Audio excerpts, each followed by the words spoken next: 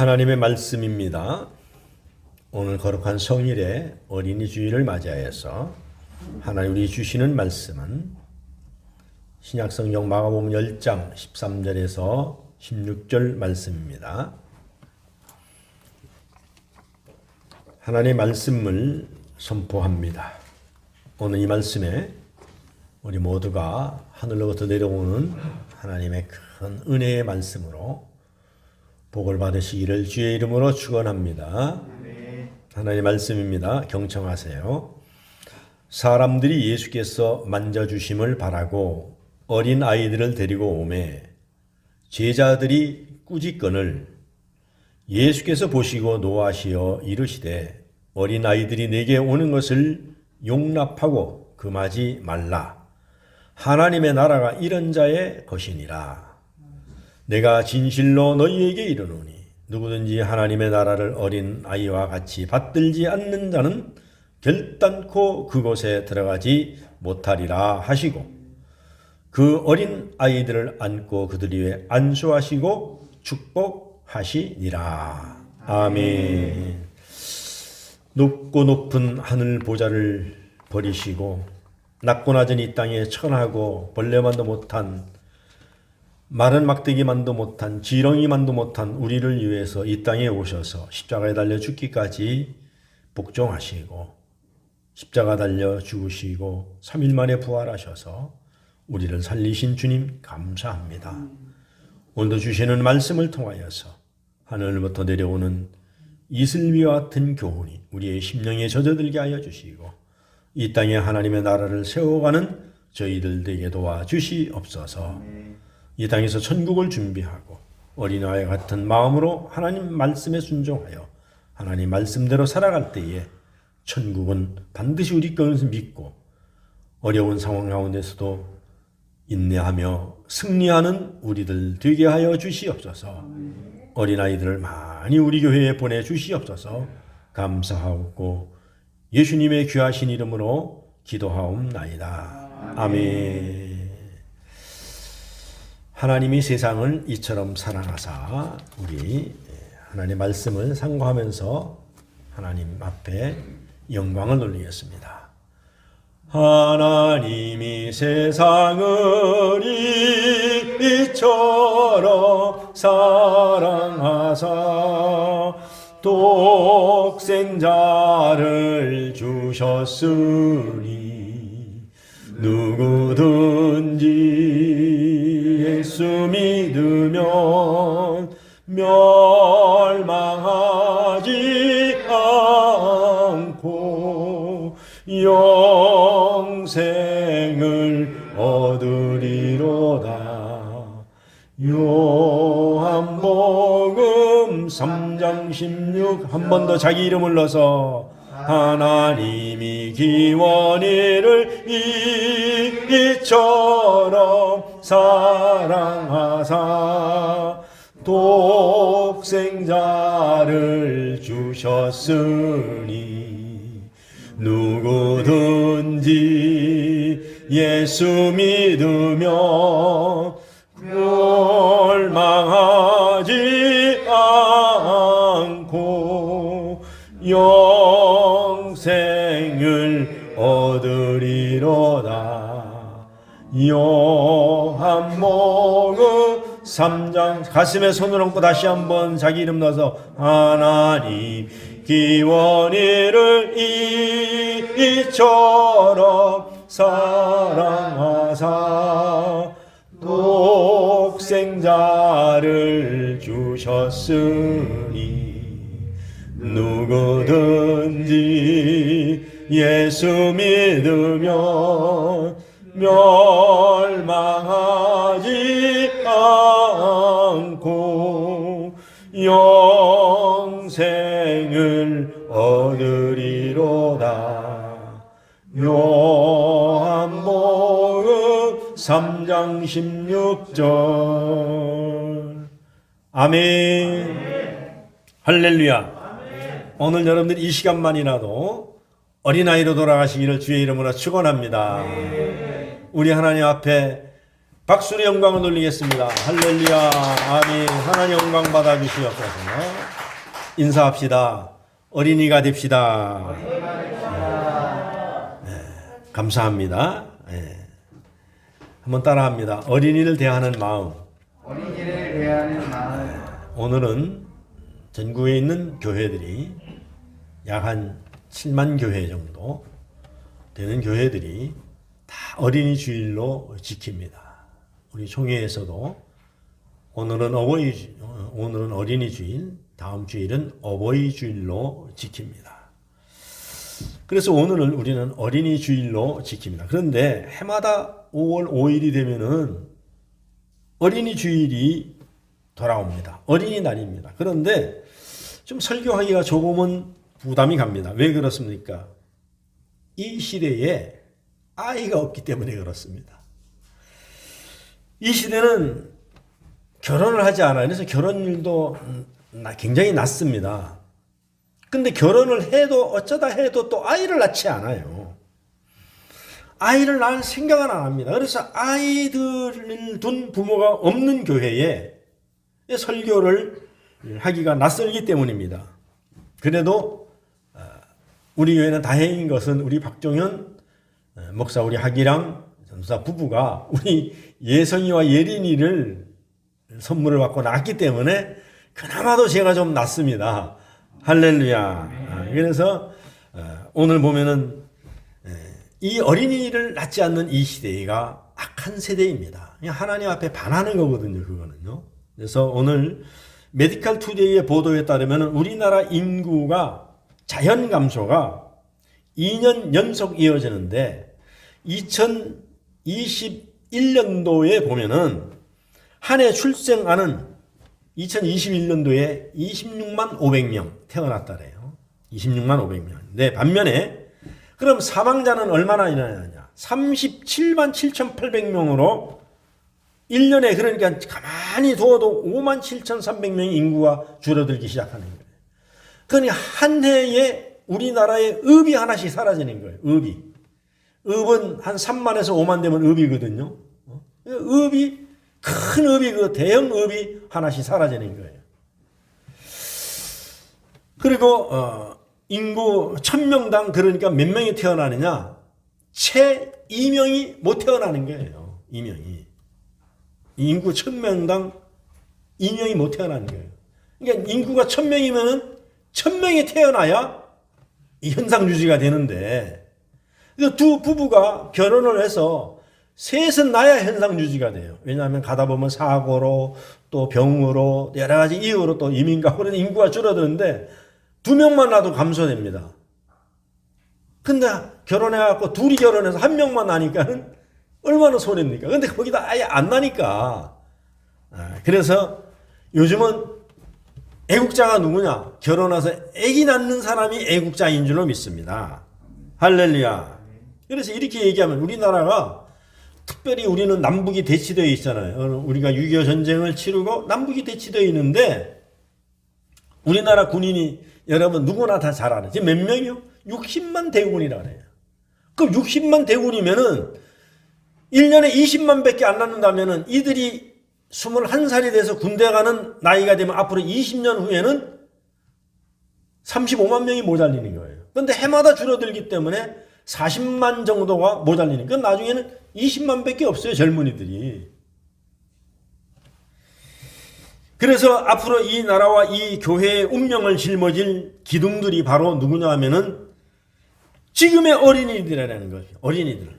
그래서 우리가 이것을 생각할 때 인구 출생은 시급한 나라의 대책이라요. 이거 위기 중에 위기거든요.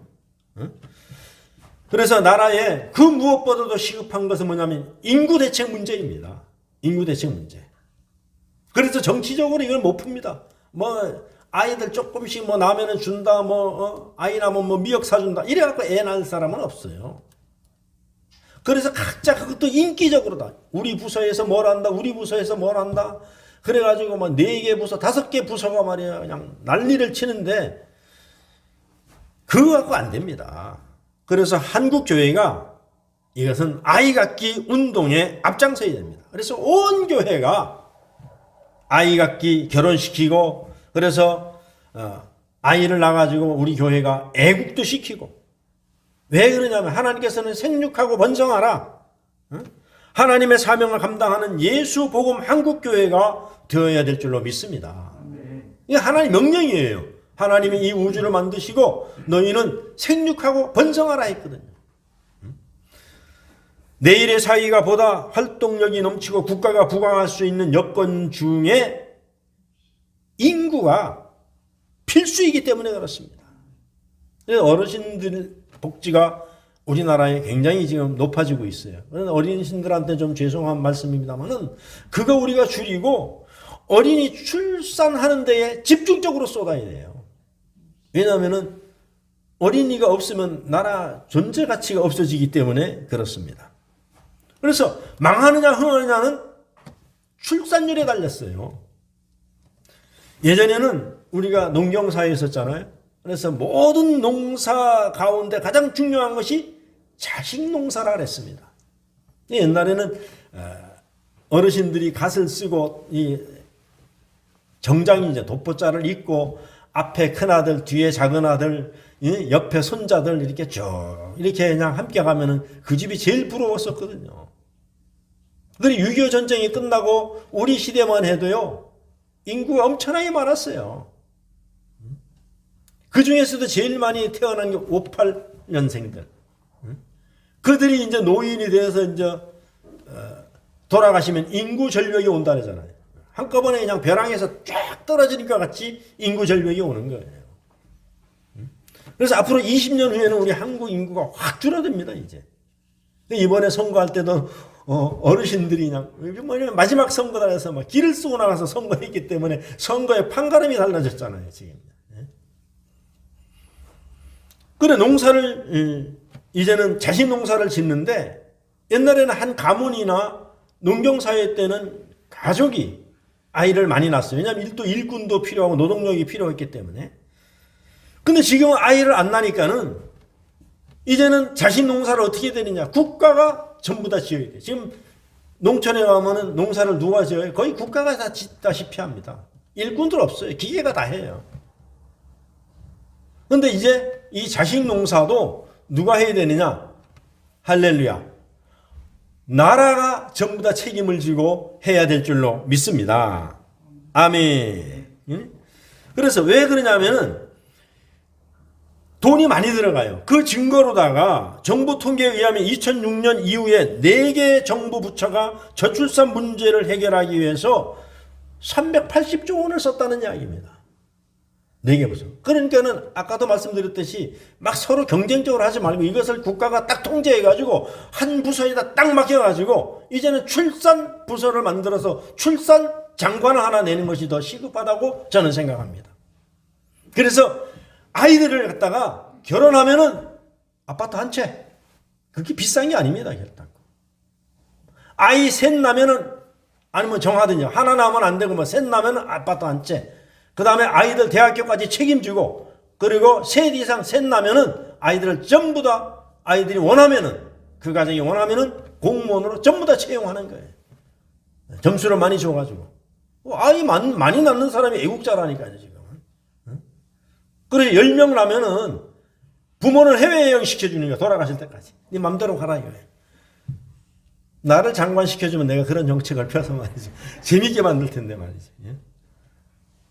그리고 내가 그전에도 말씀드렸지만은 60세 이상 돼가지고 뭐 정년퇴직한 사람들 전부 다 짐직명령 다시 내리는 거예요. 그래야 군대로 다 보내.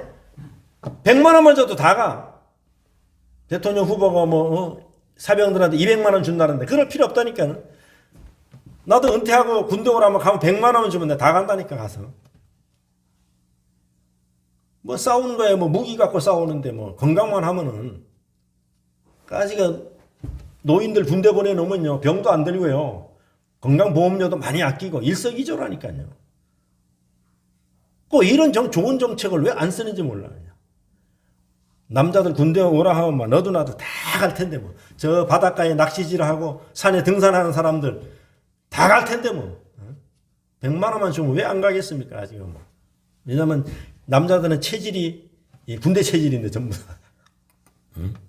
그래서 앞으로는 한 부서에서 정책을 이렇게 써야 된다고 생각합니다. 그래서 출산에서 결혼, 교육, 직장, 그래서 나라에서 모든 것을 책임지는데 뭡니까? 출산에서 천국까지. 그래서 저 개인적으로 생각하면 국가가 하기 어려우면은 기독교회에다 이거 맡겨주면 좋겠어요. 너 한국 교회가 한번 맡아서 해봐라. 응? 왜? 하나님의 말씀에 의지해서 우리는 정책을 펼쳐나가거든요. 아까도 말씀드렸듯이 하나님께서 창세기 1장 27절에 보면 하나님의 형상을 따라서 남자와 여자를 창조하시고 생육하고 번성하여 땅이 충만하라, 땅을 정복하라, 바다의 물고기와 하늘의 새와 땅에 움직이는 모든 생물을 다스리라 했습니다. 그리고 에베소서에 가면은 4절에 보면 아비들아 너희 자녀를 노엽게 하지 말고 오직 주의 교훈과 훈계로 양육하라. 그래서 많이 나서 주의 말씀으로 양육해서 성경에 따라서 우리가 아이들을 낳아서 교육시키고 한다면은 정말로 이거야말로 전인적인 교회에서 교육을 시켜가지고 사람을 선하게 만드는 거예요, 전부 다. 왜냐하면 자녀를 많이 낳는 것이 축복이기 때문에 그래요. 할렐루야. 그래서 우리가 어린 시절의 교육은 바로 어떤 교육을 우리가 받고 살았습니까? 바르게 살아라, 정직하게 살아라. 우리는 막 진짜 귀에 딱지가 않도록 그런 교육을 받고 살았어요. 남을 도우면서 살아라, 약자를 도와라, 부모님에게 효도해라. 이런 교육이 거의가 주류를 이루었습니다. 그러나 지금의 어린이들은 그런 교육은 완전히 박물관에 갔는가 찾아볼 수가 없습니다. 지금은 뭡니까? 성공이 먼저입니다. 그 성공의 기준도 뭐냐 하면은 물질이에요. 물질. 이러한 가치관의 세상에서 그리스도인들은 아이 교육을 어떻게 해야 이 세상에서 유익한 사람으로 살아갈 수 있도록 아이들을 양육할 수 있느냐가 오늘 본문을 보면서 우리가 고민해야 됩니다. 그래서 오늘 본문에 보면 3명의 인물이 등장을 합니다. 그들이 각각 어떤 마음을 가지고 어린이를 대하는지 오늘 여러분들이 교훈을 받으시기를 주의 이름으로 축원합니다. 첫째, 여기 보면 부모의 마음입니다. 오늘 본문 말씀에 보면은 사람들이 예수의 만져주심을 바라고 어린 아이들을 예수님께 데리고 왔다고 했습니다. 그러니까 여기 사람들이 누굽니까? 부모들이잖아요. 부모님들이 교회와 오늘날로 얘기하면 옛날에는 덜이 뭐 교회에 있었잖아요. 그래서 예수님의 말씀을 들으러 가는데 아이들을 데리고 오는 거예요. 왜? 예수님의 말씀을 듣고 또 그 중에서는 어린아이들이 병이 들어가지고 고칠 수가 없어서 예수님께 나가면 고칠 수가 있고 또 어린아이들이 예수님의 말씀을 듣고 많은 것을 배울 수도 있고 그 중에서는 성격이 아주 모가 나는 어린이도 있어서 예수님께 데리고 나가면은 그 성격을 고칠 수도 있고 때로는 또 온유하고 순전한 아이도 있기 때문에 거기다가 예수님의 말씀만 들어가면은 이 아이가 성공적으로 사회생활을 할 수 있다고 생각하기 때문에 훌륭한 사람이 될 수 있다고 생각하기 때문에 이 부모들의 마음을 가지고 이 집회에 참석했다는 것입니다. 예수님께로 나왔어요. 그래서 부모들은 누구나 자기의 아들들이 잘 되기를 바라는 것이 부모의 마음입니다. 그래서 자기의 아이들이 건강하고 착하고 지혜롭고 아름답게 자라기를 누구나 다 바랍니다. 그래서 아이들을 예수님께로 데리고 왔지 않았나 우리가 유추해 볼 수 있는 것입니다. 그래서 예수님은 아이들을 내게 오는 것을 용납하고 금하지 말라고 분부하셨습니다. 그리고 예수님은 어린아이들을 안아주시고 또 안수해 주시고 축복 기도까지 해주셨습니다. 이건 성경적이에요, 매우. 그래서 성경에 보면은 창세기 아브라함도 죽을 때에 자기 아들 이삭에게 축복하고 죽잖아요. 모든 축복을 다 아낌없이 하고 죽습니다. 그래서 성경적으로 보면은 가정에서 부모는요, 하나님하고 맞먹는 거예요. 그래서 여러분들이 믿음을 가지고 아이들에게 축복을 해야 됩니다. 리브가와 야곱도 그것을 잘 알기에 형인 에서를 따돌리고 아버지 이삭을 속이면서까지 기어코 장자의 명분을 빼앗잖아요. 기어코 그리고 축복을 받지 않습니까? 속여가면서 털을 갖다가 위장하고 목소리까지 위장해가지고 축복을 받지 않습니까? 그러니까 뭐 창세기 48장, 49장에 보면은 야곱이 임종하기 직전에 12아들을 다 불러다 놓고 한 사람 한 사람 안수하면서 축복해 주고 가지 않았습니까? 그리고 요즘에 보면은 우리가 위인전을 많이 아이들이 읽지를 않아요. 너무 컴퓨터와 게임기에 빠져가지고. 그러니까 위인전을 왜 많이 읽힙니까? 그 책을 보면서 그 사람, 그 인물의 감동을 받고 그 인물을 가슴판에 새기는 거예요. 그리고 나도 그렇게 되겠다는 것을 다짐하는 그런 매개체를 만들어주는 것입니다. 그래서 우리가 동상 같은 것도 외국에 가면 많이 돌을 깎아서 세워놨잖아요. 위대한 사람들. 특히 미국 같은 데 가면은 옛날에 훌륭했던 대통령들의 얼굴을 다 깎아놓고 그걸 바라보러 하잖아요. 그걸 바라보면서 꿈을 꾸는 거예요. 미래를 설계하는 거예요. 그래서 우리도 아이들에게 이런 사람을 바라봐라. 그 우리나라는 너무 인물이 없어요. 아무리 잘해도요. 100개 중에서 99개를 잘해도 한 가지 못한 거 가지고 완전 매도시켜버리는 거예요. 100개 중에서 99개를 잘못하고 한 가지만 잘했어도 그 인물을 우리는 본보기로 세워야 돼요. 그래야 아이들이 배우는데 우리나라는요. 인물이 없어요 지금. 그 위대한 인물 박정희 대통령도 몹쓸 싸움을 다 만들어놨어요. 세계 역사에 보세요. 그렇게 위대한 사람은 없습니다. 그러니 뭐 박물관이 있습니까? 뭐 있습니까? 아무것도 없잖아. 아이들한테 매일 데모하고 나쁜 놈들 뭐 이것만 가르치고 말이죠. 어린이날을 우리가 즈음해서 이제는 바뀌어야 됩니다. 그래서 정치하면 정치인 누구, 교육자 하면 교육자, 군인 하면 군인. 우리는 원제적 이순신 장군 그분 한 분뿐이 없어요. 위대합니다. 근데 그분도 역사책을 읽어보면요. 위대한 영웅에도 불구하고 조정에서는 한없이 끌어내렸습니다. 한없이 모함했습니다. 한없이 갖다가 가두었습니다. 그래서 외형적인 것만 보면 안 돼요. 그래서 우리 어린이들에게 우리나라의 선조들을 이 사람을 봐라. 할 만한 사람을 우리도 만들어야 되는 거예요. 그래서 자녀들에게 존경심을 갖도록 해야 해요. 남을 존경해본 사람이 존경받는 인물이 되는 거예요. 사랑을 받아본 사람이 사랑받는 인물이 되는 거예요. 할렐루야. 우리가 이것을 알아야 됩니다.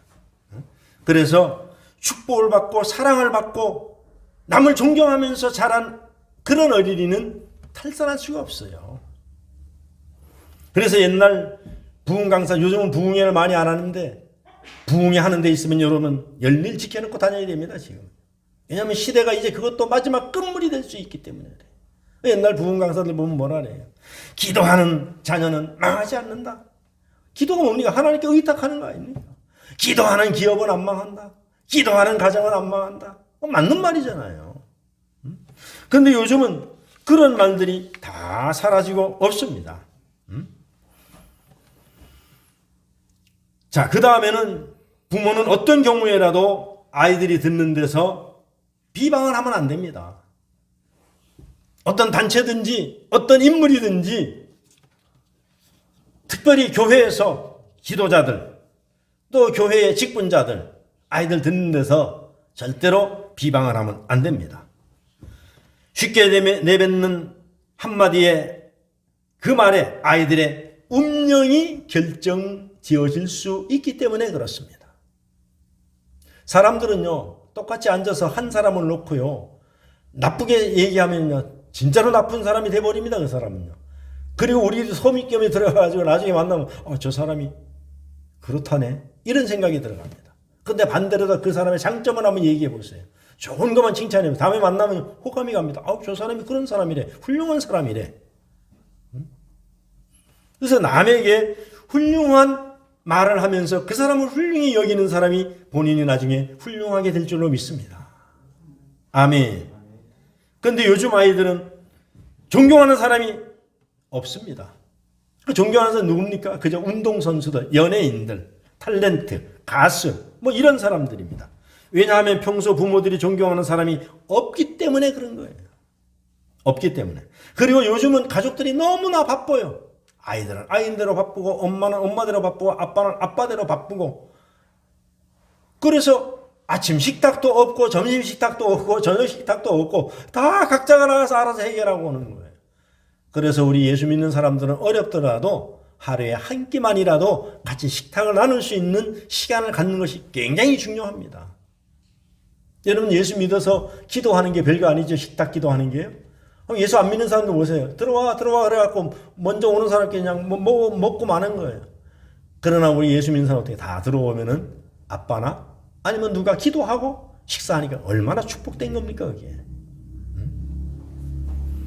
요즘 아이들은 어른이 없잖아요. 옛날에 우리 자랄 때만 하더라도 밥을 차려놓으면 뭐 반찬이 있고 없고 문제가 아니고 아버지가 먼저 수저를 들어야 우리가 먹기 시작했단 말입니다. 그런데 요즘 아이들 그런 게 없잖아요.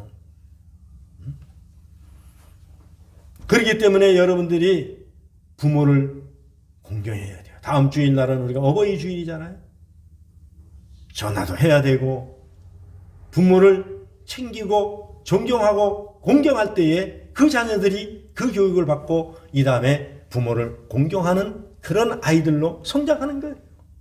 뭐 많이 좋은 거 사준다고 교육이 되는 것은 아닙니다.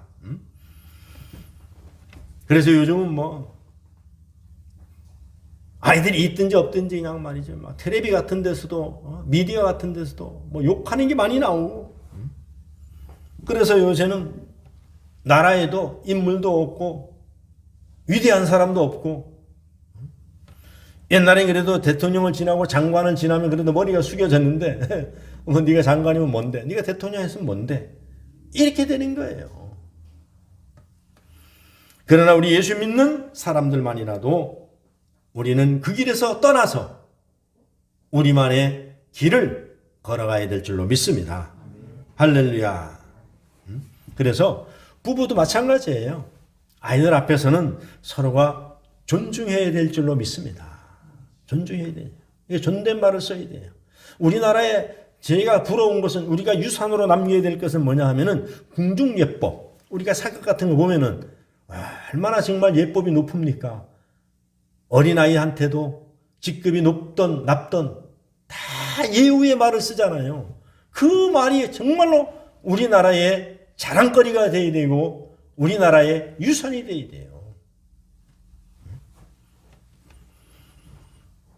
여러분, 그렇게 할 때에 축복의 문이 열리는 줄로 믿습니다. 축복의 문이 열리는 줄로 믿습니다. 왜? 요즘은 이혼 가정이 너무나도 많이 늘기 때문에 그래요. 근데 그 이혼하는 거 보면은 별것도 아닌 것 때문에 그래요.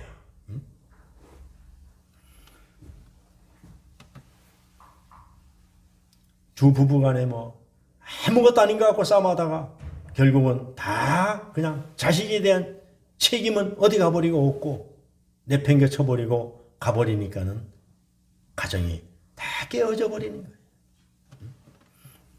그래서 오늘 본문을 보면 아이들이 예수께 데리고 와서 안수의 축복을 구하는 부모를 보면은 예수 앞에 나와 무릎을 꿇고 복을 받고자 하는 그 자세. 그래서 가정에 기쁠 때나 어려울 때나 힘들 때나 고난이 오면은 오는 대로 아이들에게 오늘 우리 기쁜 일이 생겼구나. 오늘 하나님 앞에 나가서 우리 예배하자. 감사 예물을 우리가 가지고 나가자. 힘든 일이 생겼으면은 이런 일 때문에 우리가 어려우니까 아빠 엄마가 너희들 때문에 기도할게. 우리 가정에 이런 일 때문에 우리가 기도하자. 우리 하나님 앞에 나가자. 할렐루야. 그러니까 힘든 일이 있어도 하나님께 나오고 어려운 일이, 좋은 일이, 기쁜 일이, 희망적인 일이 있어도 모두가 다 하나님 앞에 나와서 하나님을 경배해야 될 줄로 믿습니다. 그것을 아이들이 보고 배우는 거예요. 자, 둘째로 이제 여기 보면은 제자들의 마음입니다. 제자들의 마음. 어린아이들을 많은 사람들이 데리고 나오니까는 제자들이 뭐라고 그랬어요? 꾸짖건을 그랬어요. 한치 건너 둘치라고 제자들은 아이들을 꾸짖었습니다. 그 꾸짖은 이유가 뭐겠습니까? 성경에는 자세히 나와 있지 않지만은 첫 번째 귀찮게 여기지 않았습니까? 왜? 안 그래도 예수님이 워낙 위대하신 분이기 때문에 예수님께 나와서 병도 고치고 많은 사람들이 상담도 하고 말씀을 듣기 위해서 가까이 오고 하다 보니까는 제자들이 질서 정리하는 데 굉장히 지쳐 있을 것입니다. 그리고 예수님이 오랜 시간 동안 설교를 하셨고 많은 군중들을 상대했기 때문에 예수님 자신에도 피곤해서 건강을 해칠 수가 있기 때문에 제자들은 이 양면성을 가지고 예수님께 오는 것을 막을 수도 있어요. 오늘날 얘기하면 질서 정리를 위해서, 예수님의 경호를 위해서 할 수도 있었다고 유추해 볼 수가 있습니다. 그러나 예수님은 이 땅에 오신 목적이 어려운 자, 가난한 자, 병든 자를 위해서 오셨기 때문에 예수님은 그것을 고단하거나 피곤하다고 여기지 않으셨습니다. 그러니까 우리가 너무 제자들이 오버하는 거예요. 그런 태도를 보고 예수님이 참 눈치가 빠르시잖아요. 그래서 제자들을 꾸짖으면서 어린 아이들이 내게 오는 것을 용납하라. 그리고 금하지 말라. 어린아이들이 귀찮게 여기는 제자들의 태도를 분하게 여기셨습니다. 심지어 어린아이 하나를 잘못 인도하는 자는 목에 연자맷돌을 메고 바다에 빠져 죽는 것이 훨씬 더 낫다. 그것만도 못하다 그랬어요. 마태복음 18장 6절, 마가복음 17장 2절, 누가복음 9장 42절에 이 말씀은 다 나옵니다. 그러니까 연자맷돌을 메고 차라리 바다에 빠지는 것이 낫다 그랬어요. 연자맷돌이 어떤 것인지 모르죠. 영화 같은 데 보면 이렇게 막대를 끼워서 옆으로 돌리는 거 있어요. 돌리는 거. 큰 맷돌 있죠. 그게 연자맷돌입니다. 우리나라 이런 맷돌이 아니고요. 여러분 그거 메고서 바다에 빠지면 못 태어납니다. 그러니 어린아이를 얼마나 귀하게 여겼는지 우리가 알 수가 있습니다. 옛날에 우리가 어렸을 때 보면은 손님이 오면은 우리를 갖다 자꾸 가둬요. 다른 방에 갖다 가두고 나오지 못하게 하고 말이죠. 요즘은 뭐 문을 이렇게 잠그는 것이 신식이지만 옛날에는 이렇게 문고리다 걸어가지고 수저나 막대기 하나 꽂아놓으면 끝납니다. 그럼 이렇게 흔들면 탁 빠져버려요, 이게요. 옛날 어른들이 보면은 참, 이거 마음의 위안이죠. 어디 멀리 갈 때도 그거 하나 꽂아놓고 가거든요. 근데 그거 보고 희한한 것은 도덕이 안 들어갑니다. 수저만 빼면 들어갈 수 있는데도 안 들어가요, 보면. 그래가지고 안 보이는 안에다가 또 이렇게 해놓습니다. 안에다가, 밤에 잘 때. 그러면 그 문풍지로 붙인 거 팡 뚫러가지고 손 잡아넣어서 이렇게 베끼면 되는데 뭐. 그래도 그것이 안심이 된다는 이야기입니다. 무엇을 말씀합니까? 어린아이들에게 듣든지 안 듣든지 가르치라는 얘기입니다. 도덕이 오든지 안 오든지 그거 걸어놓으면 효과가 있듯이 어린아이들에게 바로 가르치면은 어린아이들은 옥토와 같아서 그것이 먹혀든다는 이야기예요. 할렐루야. 그래서 무디는 구남매 중 하나입니다. 그가 어릴 때 아버지는 일찍 돌아가시고 어머니가 구남매를 키우는데 억자까지 키웠습니다. 이런 일화가 있어요. 어머니 무디의 어머니는 얼마나 일을 많이 했는지 손에 손금이 하나도 없어다 그랬어요. 자녀의 과부가 구남매를 혼자 키운다는 것은 결단코 쉬운 일이 아닙니다. 그래서 주님은 성경에다가 고아와 과부와 가난한 자를 같이 취급했어요. 고아는 나그네, 고아는 우리가 보호해주고 도와줘야 될 대상입니다. 그래 무디 어머니가 손금이 없어질 정도로 일을 해서 구남매를 키웠다는 것입니다. 그러면서도 게을리지 않고 밤에는 구남매를 데리고 하나님 앞에 나가서 기도하는 데에 게을리지 않았습니다. 그 결과 구남매가 잘 자라서 모두가 다 주의 종들이 됐고 결국엔 미국과 영국을 뒤흔드는 큰 무디와 같은 위대한 하나님의 종이 탄생하게 됐던 거예요. 여러분 우리가 농사를 지어보면 큰 수박 먹고 싶은 먹음직스러운 그런 참외를 만들 때에 그냥 된 것 같지만은 거기에는 거름이 그만큼 들어가야 돼요. 그러니까 누군가는 그만큼 희생이 됐다는 것입니다. 어머니가 거름이 되어졌기 때문에 하나님 앞에 기도하고 자녀들을 하나님 앞에 맡기는 그런 거름의 역할을 했기 때문에 위대한 지도자가 나오는 것입니다. 할렐루야. 이렇듯 우리는 자녀들을 그리스도 예수 안에서 잘 가르쳐야 됩니다. 그래야 훌륭한 믿음의 자녀들로 키우는 데에 성공할 수가 있습니다. 그런 자녀들이 많이 나올 수 있도록 예수님의 이름으로 축원합니다. 그 다음에 세 번째로 이제 예수님의 마음입니다. 예수님의 마음.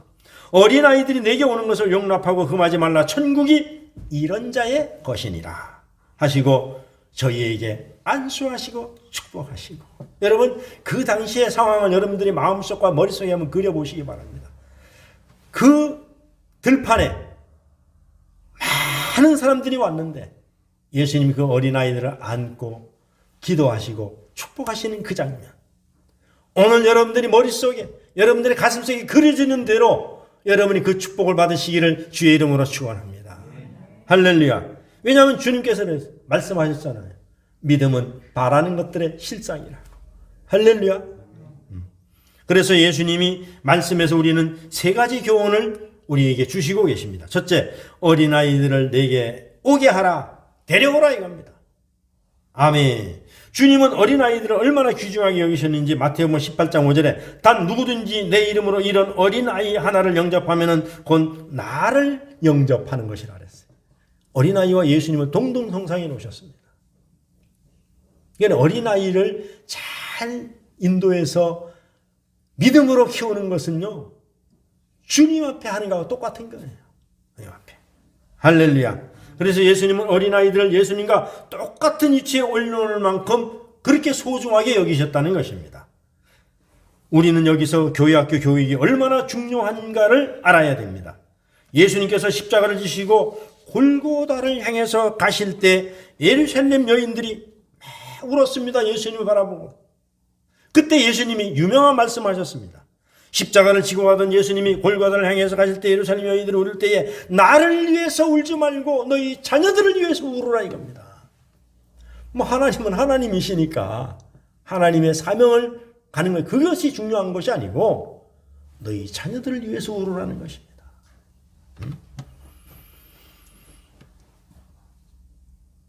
그렇습니다. 부모에게는 자녀가 어릴 때나 장성할 때나 결혼해서 분가했을 때나 역시 부모의 눈에는 어린 아이로 보이는 거예요. 어린 아이로 보이는 거예요. 그렇기 때문에 장성한 자녀들이나 어린 아이들이나 결혼한 아이들이나 똑같습니다. 여러분이 자녀를 위해서 우시기를 주의 이름으로 축원합니다. 할렐루야. 둘째로 천국은 이런 자의 것이라 했습니다. 이런 자는 바로 어린아이와 같은 그런 사람입니다. 어린아이처럼 순수한 사람을 유치하다고 해석하면 안 된다는 것입니다. 그냥 있는 그대로 순수하다는 뜻입니다. 그래서 어린아이들의 특징이 세 가지인데 어린아이들은 순수합니다. 두 마음이 없다는 거예요. 어린아이들은 순수합니다. 겉다르고 속다르지 않습니다. 열등감도 우월감도 없습니다. 부함과 천함도 없고 스스럼도 없습니다. 그래서 성경은 하나님 앞에 어린아이처럼 순수하라고 우리에게 교훈하고 계시는 것입니다. 그래서 천국은 바로 이런 자의 것이라고 주님은 분명히 말씀하고 있습니다. 그 다음에 어린아이에겐 꿈이 많습니다. 소망도 있습니다. 그래서 어린아이들은 뭐라 그래요? 날아가는 새만 봐도 웃는다 그러잖아요. 꿈이 많기 때문에. 그래서 항상 어린아이들은 꿈을 꿉니다. 무한한 상상력을 가지고 있습니다. 그래서 꿈은 현실보다 강하고 상상력은 지식보다 강하다는 말이 있지 않습니까? 어린아이들은 늘 생각해요. 그래서 어떨 때는 묻고 또 묻고 또 똑같은 거 또 묻고 또 묻고 계속 묻습니다. 근데 어른이 자꾸 볼 때는 귀찮잖아요. 그런 얘기가 있잖아요. 손자가 할아버지한테 가서 계속 묻는 거야. 묻는 걸 또 묻고 또 묻고. 그러니까 옆에 있다가 아버지가 말리잖아요. 야, 할아버지 귀찮게 하지 마. 그만 물어. 그러니까는 할아버지 뭐라 그래요? 아들한테. 너도 어렸을 때 얘하고 똑같았다. 너도 어렸을 때 나한테 그렇게 했다 이거야. 그러니까 어린아이가 물어보는 것은 이 아이가 크게 되겠구나. 그렇게 생각하고 계속 답변해 주면 됩니다. 할렐루야. 그 다음에 어린아이는 사랑에 살고 있습니다. 사랑에 살아요. 어린아이들은요, 물하고 똑같아서 사랑해 주는 곳으로 흘러갑니다. 어린아이들 한번 불편하게 해줘보세요. 다시는 안 옵니다. 어린아이들은요, 엄마 품에 안겨서요, 우리가 볼 때 굉장히 불편한 것 같아요. 다리도 오므리고, 그 엄마가 업었을 때 그 업혀서 자는 아이가 얼마나 불편할 것 같아요. 근데 우리가 볼 때는 불편해도 엄마 무릎에 꼬꾸리고 자도 어린아이는 편안하다는 거예요. 왜요? 거기가 엄마의 사랑이 있는 곳이기 때문에 그렇습니다. 할렐루야. 우리가 그 어디나 하늘나라이듯이 엄마와 함께 있으면 그 어디나 평안입니다. 할렐루야.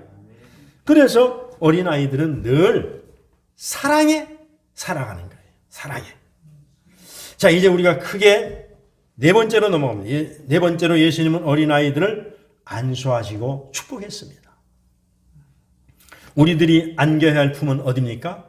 하나님의 품이라는 거예요. 어린아이가 엄마의 품에서 아무 근심 걱정 없이 자고 평강을 누리듯이 우리가 거할 품은 하나님 품이라는 거예요.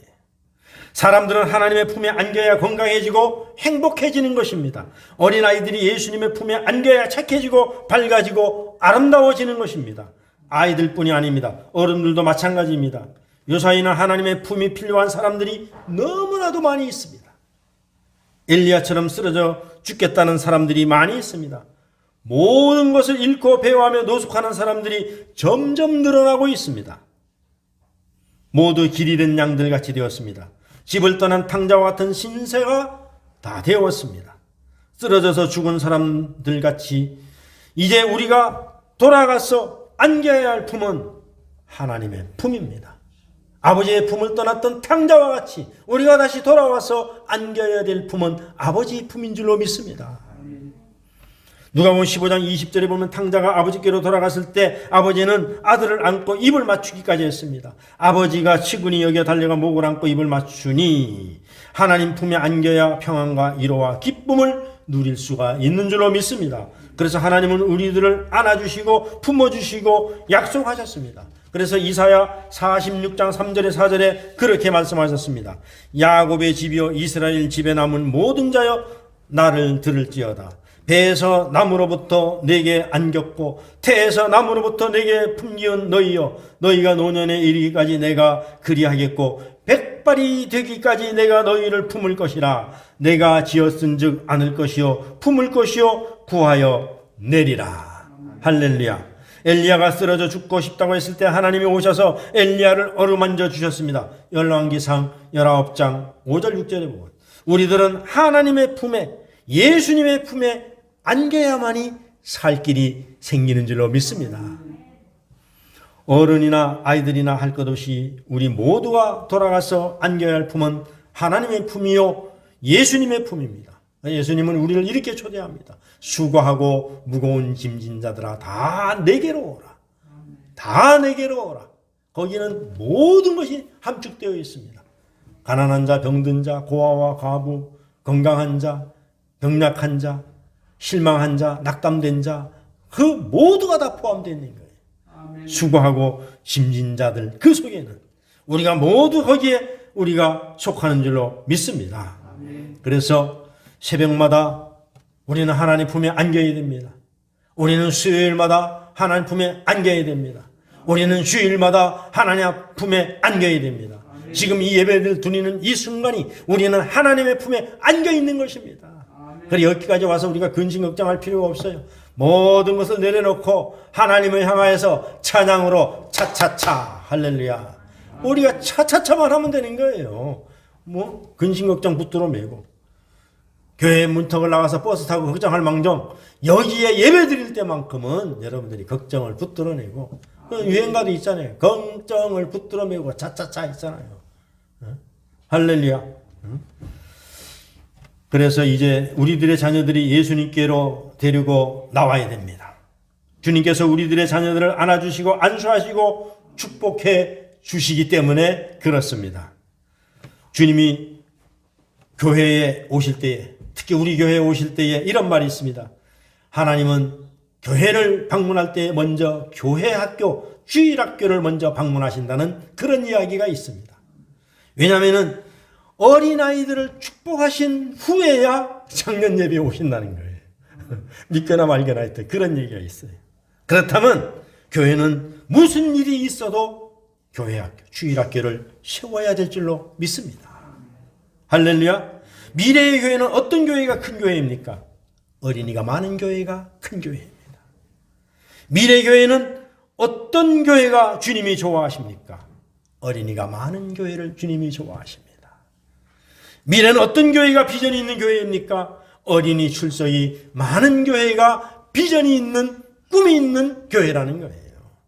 사랑하는 우리 삼강의 성도 여러분, 자녀들이 잘 되길 바랍니까? 훌륭한 자식이 되길 바랍니까? 우리가 먼저 훌륭한 부모가 되기를 주의 이름으로 축원합니다. 그리고 어린이들을 사랑한다면은 우리 교회도 이제 때를 얻든지 못 얻든지 주일학교를 세워나가는 그런 교회가 되어야 될 줄로 믿습니다. 그런 교회가 비전이 있는 교회예요. 꿈이 있는 교회예요. 미래가 있는 교회예요. 하나님이 기뻐하고 하나님이 오셔서 잘했다, 충성된 종이라고, 내가 더 많은 것을 맡긴다고 축복하는 그런 교회가 될 줄로 믿습니다. 오늘 훌륭한 부모가 있어야 훌륭한 자녀가 된다는 사실을 잊지 마시고 우리 자녀들을 예수께로 데리고 나오시기를 주의 이름으로 축원합니다. 그리고 훌륭한 사람으로 성장하게 해달라고 하나님께 맡기고 기도하는 저와 여러분이 우리 교회가 다 되시기를 주의 이름으로 축원합니다. 기도하겠습니다. 참으로 좋으신 아버지 하나님 감사합니다. 영광을 돌립니다. 우리 어린아이들, 우리 교회, 우리 성도들 다 주님 품에 안기기를 원합니다. 주님께 모든 것을 맡깁니다. 하나님 영광 나타내시고 어린아이를 소중하게 여기시는 주님의 본을 받아서 우리 교회가 교회학교와 주일학교가 왕성해지게 하여 주시옵소서.